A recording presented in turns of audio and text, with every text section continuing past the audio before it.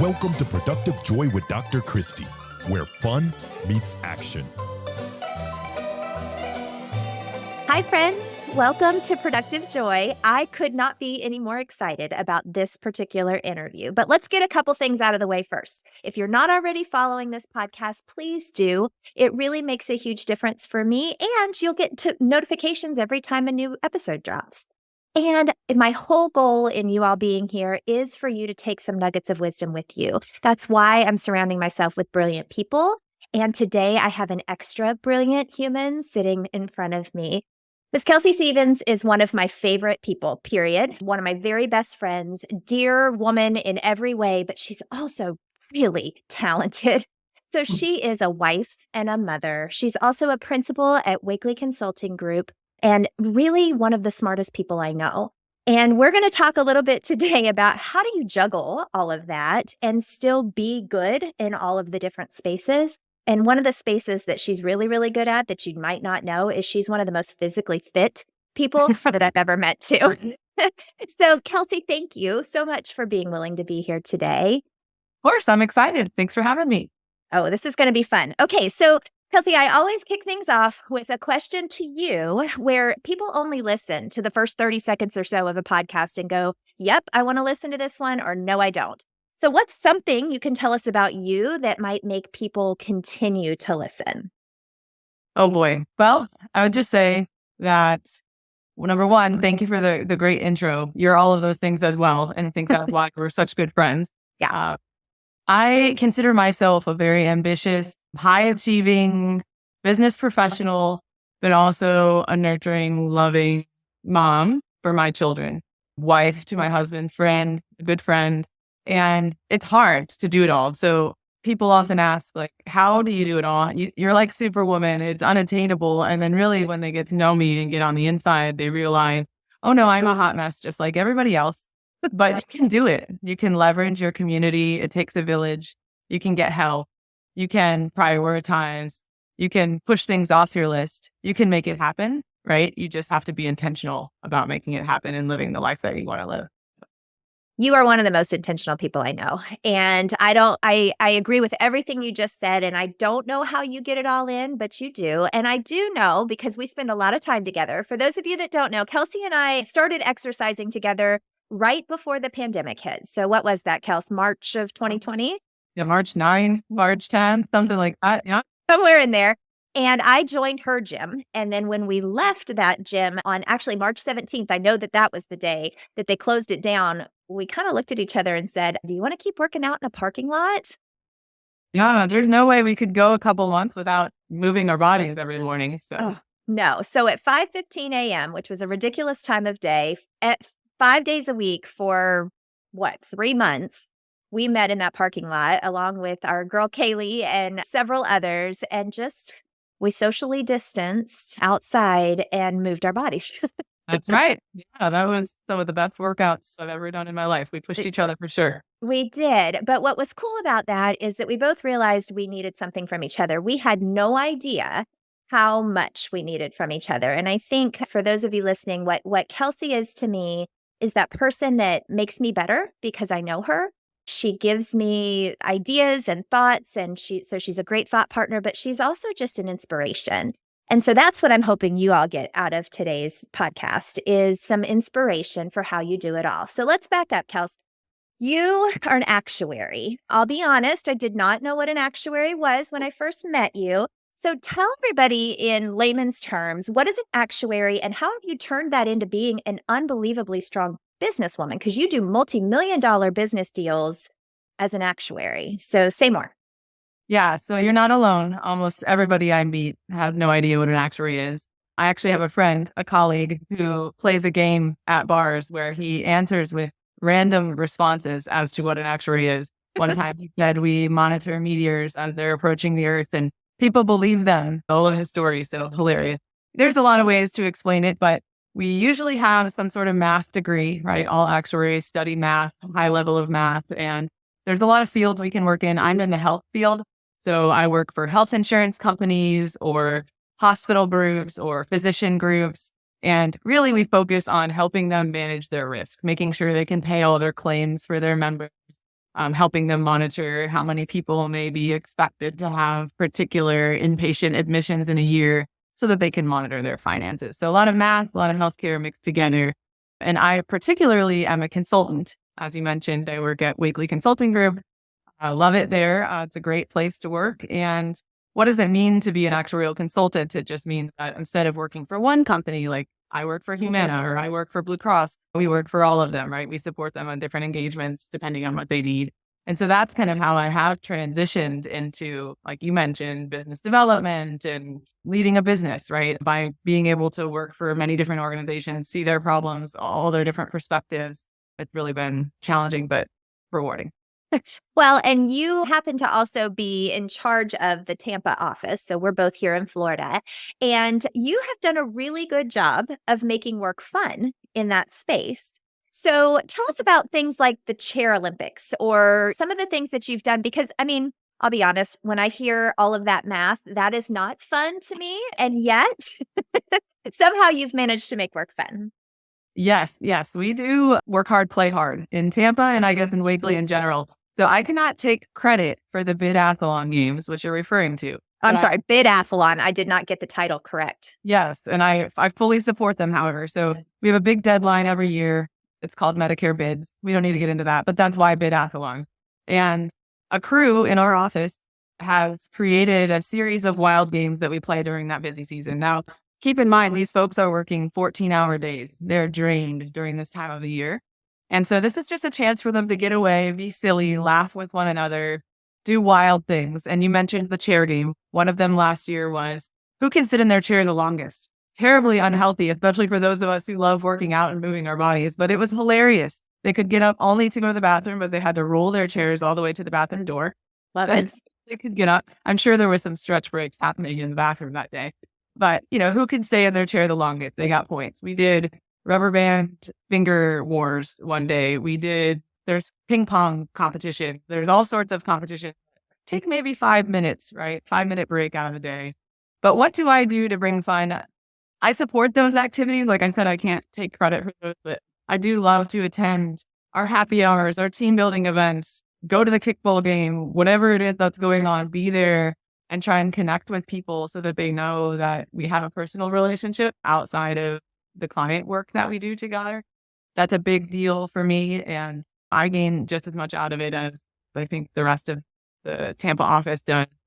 And then another thing, a little bit less direct fun, I think in line with your definition of fun would be just really empowering others. That's super important to me. I had mentors that did it to me at the beginning of my career. And I never worry, I never feel intimidated about being replaced or no longer being needed on a project. I always want to pull in folks, whether they're junior or they've been working for several years, and leverage their expertise for the best result for my client. And I think by enabling and empowering people to be leaders and to lead the clients themselves, it has afforded me really a lot of fun, even though that maybe isn't the traditional definition. Oh, I think it's a good definition because you are equipping people to do what they're good at. And then you're trusting them to do the thing, whatever the thing is. And that's in your business space.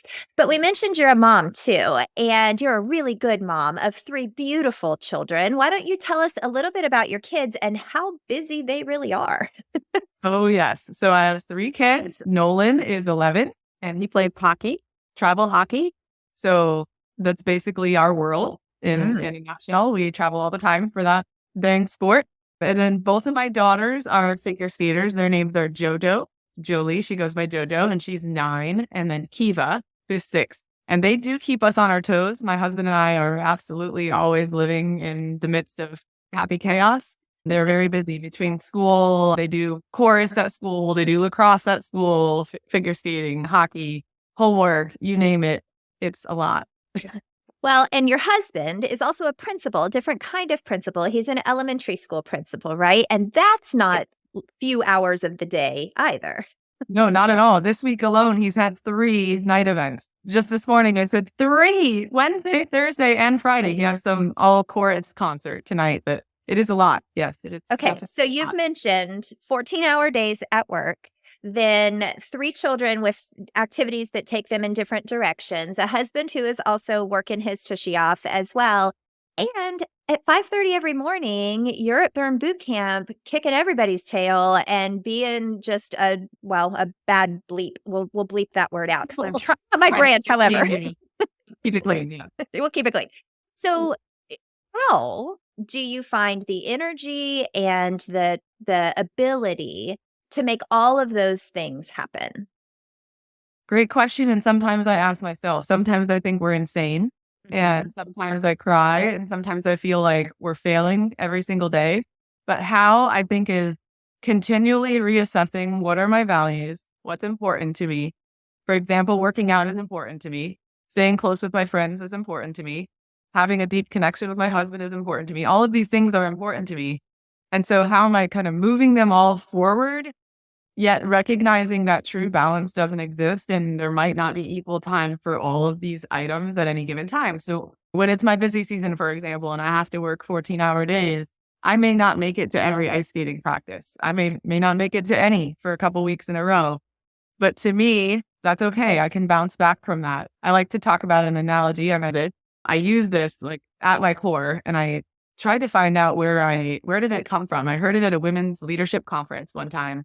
I think it came from the CEO of Coke, actually, but I just learned that. An analogy about glass balls and rubber balls. So if you imagine juggling thousands of balls, which ones are glass balls and which ones are rubber balls is very important to know. And what do I mean by that? I mean, I might fail at certain things. For example, my daughter was invited to a birthday party this evening for some classmate. I lost the invitation. I forgot to RSVP. I'm so rude. That was horrible. But it's a rubber ball. It'll bounce back. It's not the end of the world. I didn't miss her solo ice skating competition that she worked 6 months to perfect. Right? That was a glass ball for me. I wasn't going to let that one drop. And I do the same thing in each of my spaces, right? So at work, business development is very important to me. I like it because it's fun for me because I can create opportunities for others at work. So I will not let the prospect emails slip, right? If I see an email coming in about new business opportunities, or if I have a client who is having an issue and needs some client relationship management, like I'm not going to let those things drop. But if it's a small item, I might for a few days, right? I might either delegate or get back to them in 2 or 3 days. And it's not necessarily the response speed I want, but I have to prioritize. Yeah. Does that make sense? It makes so much sense. And I think it creates such a clear word picture, right? So glass balls and rubber balls. And if you're juggling both, it is okay to drop a rubber ball. It is not okay when it's your child, when it's your family, your big business prospect, right? Millions of dollars for your company. You don't drop those balls. Right. But it's a learning game, figuring out which of those balls are rubber and which ones are glass. Sometimes I mess up, but yeah, you keep them all. If you break a glass ball, you can put it back together. It's not going to be exactly the same as it once was, but sometimes it can be even better. That's a Ted Lasso reference for those of you that have seen Ted Lasso and have watched them put things back together, like the believe sign. Not that that's a spoiler alert, but Kelsey, you did finally watch. I don't know if you've gotten all the way to the end, but no, but we're really close. Okay. Well, then you'll understand that reference very soon. Okay. So this podcast is called Productive Joy, and the purpose of it is to get others to figure out how to turn fun into action. But I would really like to know what your definition of productive joy is. Yeah, so I thought about this a little bit. I know you asked this question because it's the name of the podcast, and I don't know if you have any Enneagram fans within your audience. I'm sure I'm one, so I know that. And I'm an Enneagram 3. For those of you who don't know, it's just a personality typing system. And that basically means I'm high achieving, driven by success, that sort of thing. Shocker, Kels. That is based on what you told us. Yeah, I'm shocked. No, being productive is just a part of me, right? I like to get things done. I like to be productive. I like to achieve. But to me, productive joy is making sure that I don't miss the entire journey trying to get to the top of the mountain or the top of the ladder or be the best at whatever I can do. I need to slow down. I need to find seal moments. I got that from a good friend, Christy McMullen. If maybe it is a crazy day, but maybe I'm on a client trip and I'm out of town, but can I step away, FaceTime my kid and ask them to sing their chorus song to me? Can I steal a moment, right? Am I soaking in the wins along the way? Hey, one of my employees said they really look up to me. I made a difference to them. Did I let that like sink into my heart, or did I just kind of move on? So to me, productive joy is like getting it all done, but also making sure that I remember that it's really not a destination and I need to focus on the journey. Oh, gosh, those are powerful words. It's not a destination. You've got to focus on the journey. And how often do we get stuck in the I'm not there yet, right? I know you and I have talked about the gap and the gain and how important it is to not live in the gap and instead allow yourself to celebrate those small wins. And I think one of the things that I know to be true about you is even when you do get in those moments of I'm not doing enough or I can't, you always seek out someone who will say to you, okay, but what did you do? Right. Or surrounding yourself with accountability. And I think that's something that you and I have had the opportunity to be together. But how important is accountability in all of what you do? Oh, hugely important in all of those circles, right? I mean, classic Jib accountability buddy. That's you. That's Megan. That's Nilda, right? We have a crew of folks that if we're not there, the last, where were you? What's going on? So that accountability is helpful. But even just like you mentioned, those people that can speak to you, they know when your mind is kind of going off in a direction it shouldn't go. They can say the right words to encourage you, help you recognize all the progress you've made, help you recognize that whatever problem you're facing is not the end of the world, right? Like, okay, so we lose a client. And then what happens? Do you still have your family? Do you still have your house? Do you still have your friend? Yes, right? It kind of those people that help shift things back into perspective for you. I certainly have a few, Tim, Mary, others that I'm thinking of right now that are there for me in those moments at work, right? Of course, my husband, spouses are extremely important to be successful in your career and in life in general. They have to be there. They have to be supportive, right? So Scott's always telling me, why is it that you don't spend enough time celebrating wins? You celebrate wins for a day and then you get upset about the losses for a week. He's like, can we shift that perspective a bit? So he really helps kind of rein in the whole productive joy mindset as well. Well, and to go back to the Enneagram, he's an Enneagram 7, I think we've decided, and we're all about seeing the positive and going, hey, over here, the good stuff. And that's why you two are so well matched. Yeah. Because he keeps I'm decided for him. He can't quite identify his Enneagram, but right. he's have fun. He's always on the go. Fun, fun, fun. That's his mantra. So yeah, I'm pretty sure he's a 7. Like I feel as a 7, I can speak to that. And based on what I know of Scott Stevens, he has a lot of 7 tendencies at least, which is a great way to be. For those of you that don't know the Enneagram, we do highly recommend it because it has taught me how to interact with people, how to better understand when a friend gets really anxious about something that I think is not a big deal. I need to realize that is their space and that's who they are. It's helped me with colleagues who are perfectionists and are really need things to be just so. And me being a little less concerned about that, it lowers stress. If I can say, hey, here it is in an organized way. So yeah. Understanding people's motivations behind their behaviors. Yeah. Highly recommend. I don't get paid for that recommendation. Yeah, no, me either. But I am all in on it for sure. So what I think is most impressive about you, Kelsey, is that you do succeed in all of your spaces. And when you're not succeeding in those spaces, you figure out how to tweak things. So this podcast is really meant for leaders who want to do it a little differently and are willing to try something that might be unconventional or might be not something they've thought of before, because if we don't make work fun, people quit.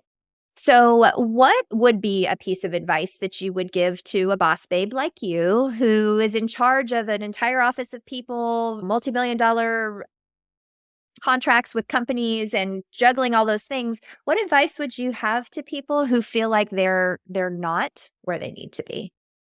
Oh, yeah. I guess put one foot in front of the other, right? Like just continually make progress every day. And I'll probably mess it up now, but I recently saw a quote about you don't have to be consistently great. You just have to be great at being consistent. I think I got it. And I love that one, right? And I attribute a lot of my quote unquote success to that, right? Like there are people that are better than me at everything I do. But what I focus on is continually doing it every single day, just getting a little bit better at everything I do. If I do slip, if I do have a loss or a failure, just don't let it be a lot of times. Okay, that move on. I learned actually from my son. He, as I mentioned, is a competitive hockey player, and he's still in the 12 and under category where they're not allowed to hit. And sometimes he has a little trouble. He's competitive. I have no idea why. Not sure where he would get that. No. Yeah, I have no idea. But if someone ticks him off a little bit, he wants to check him. He wants to do something he's not supposed to do. And so he's been practicing lately, singing Taylor Swift in his mind, channeling his Shake It Off. Oh. And he's looking, you should try that too, Mom, when something doesn't go your way. Just sing Shake It Off and then move on. And I really do think that it's a great analogy we can learn from the mouth of babes, for sure.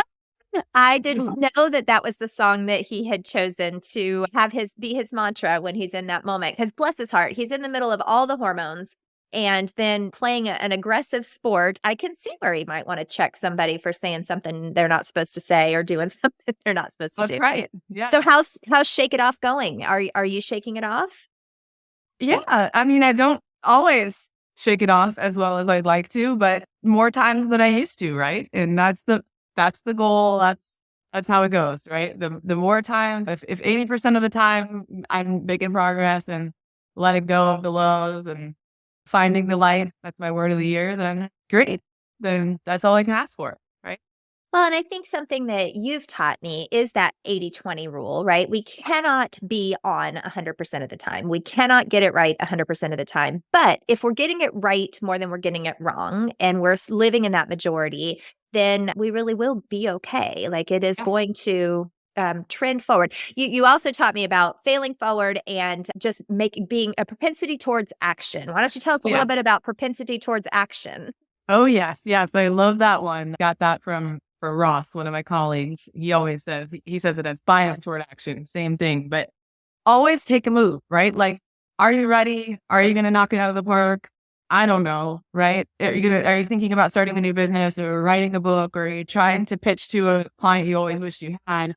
Now's the time. Just take a step, like do something. Start writing the proposal, open a Word document, Google, how do I start a business? Take a step, right? Like making progress is the way to go, right? And others don't. And you miss 100% of the shots you don't take, right? So just take a step forward. I love it. I love it. Well, you've given us so many nuggets. You talked about glass and rubber balls. You talked about finding your accountability group in all different spaces, that you can't do it all, but you can do it all, right? You just can't do it all 100% all the time. You reminded us that perspective is key and that we really need to be thoughtful about, is this going to matter in 10 years? Is what I'm doing right now the most important thing to be doing right now? And then that consistency, showing up day after day and making sure things happen. So I have some rapid fire questions for you. Are you ready and excited about that? Oh yeah, you know it. I detected sarcasm. I hope I can win. Can I win? You will win because there are no wrong answers. So, okay. So question number 1, what is your personal definition of fun? My definition of fun is feeling valued, feeling like I'm empowering others, feeling like I'm getting it all done, being productive, being successful, but enjoying the process and enjoying the people around me. Yes, absolutely. I was going to say, and Disney World can be fun too, but that's not your definition of fun, right? Oh, no, it isn't. It is my husband's definition of fun. It is my family's definition of fun. So I do Disney World. I do. But I think it's the lines for me. It's the how long. You're not achieving anything when you're. Exactly. Yeah. Yeah. Yeah. I get it. But you're a really fun mom. You do a good job with all of that. Okay. So how do you know you're showing up as your best authentic self? Love that. So authenticity is very important to me as a leader. I may not look like every other leader that I've learned from or that I've followed per se.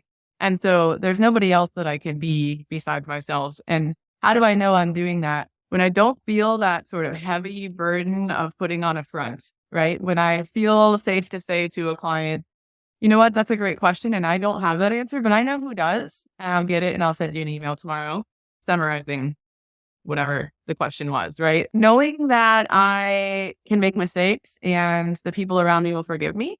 One of my favorite parts of parenting is especially as the kids start to get older and move into the adolescent years, is to talk to them, to apologize to them. Hey, I'm sorry I freaked out this morning on the way to school.